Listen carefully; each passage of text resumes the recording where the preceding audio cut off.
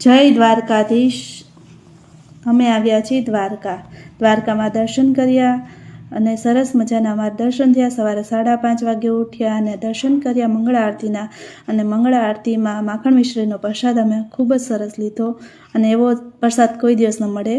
અમે આવ્યા છીએ હવે દ્વારકા બીચે, જ્યાં કૃષ્ણ ભગવાનનું ચિત્ર પણ દેખાય છે। ત્યાંથી અમે બેટ દ્વારકા ગયા।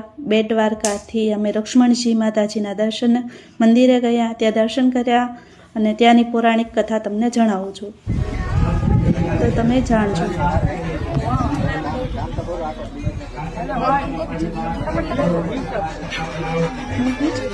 હેલો ફ્રેન્ડ્સ, અમે આવ્યા છીએ લક્ષ્મણજી માતાજીના દર્શને। અહીંયા તમે દ્વારકા આવો તો લક્ષ્મણજીના દર્શન તમારે કરવા જ પડે, નહીં તો તમારી જાત્રા સફળ નથી થતી। એટલે દ્વારકાએ આવો ને લક્ષ્મણજીના માતાજીના દર્શન તો તમારે કરજો ચોક્કસ, તો જ તમારી દ્વારકાની જાત્રા પૂર્ણ થશે।